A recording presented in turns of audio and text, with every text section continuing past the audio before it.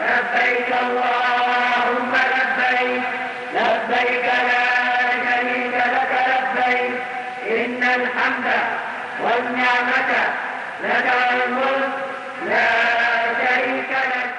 লাব্বাইক আল্লাহুম্মা লাব্বাইক ধ্বনিতে প্রতি বছরই মুখরিত হয় পবিত্র আরাফাত ময়দান। মহান আল্লাহর সান্নিধ্য অর্জনে হজ কাফেলায় মিলিত হন বিশ্বের লাখ লাখ মুসল্লি। মুসলিম উম্মার সবচেয়ে বড় এই জমায়েতে শামিল হতে এবার বাংলাদেশ থেকে নিবন্ধন করেছেন ৮৫,২৫৭ জন। বৃহস্পতিবার সৌদি আরবের উদ্দেশ্যে শুরু হবে হজ ফ্লাইট।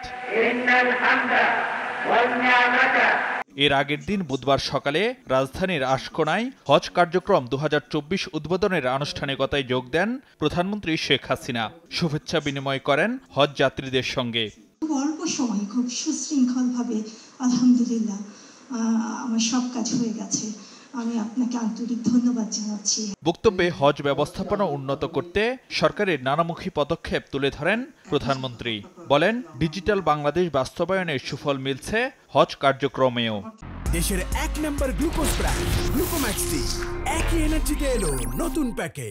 হয়রানি হতে হয় না, এখন কত সহজভাবে আপনারা ঘরে বসে হজের সব কাজ সম্পন্ন করতে পারছেন।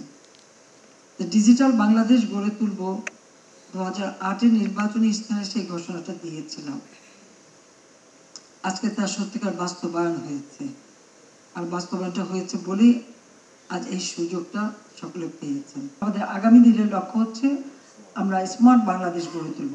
এরপর কারো কষ্ট করতে হবে না, একেবারে ঘরে বসে আপনারা সব ব্যবস্থা পাবেন, সোজা প্লেনে উঠবেন, চলে যাবেন, সেই ধরনের ব্যবস্থা আমরা করতে চাই। এ সময় হজ যাত্রীদের দেশের পাশাপাশি নির্যাতিত ফিলিস্তিনিদের জন্য দোয়া করার আহ্বান জানান সরকার প্রধান। ফিলিস্তিন ইস্যুতে মুসলিম দেশগুলোর একযোগে কাজ না করার আক্ষেপও করেন তিনি।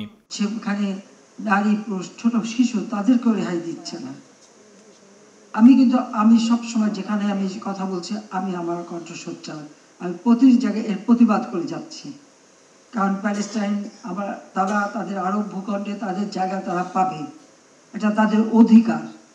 এই অধিকার কেউ কেড়ে নিতে পারে না, কাজে সেই অধিকার তাদের দিতে হবে।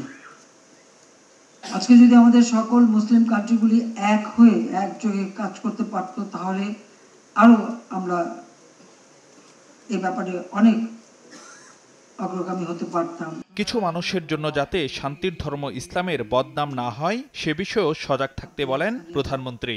পরে হজ কার্যক্রম ২০২৪-এর আনুষ্ঠানিক উদ্বোধন করেন তিনি।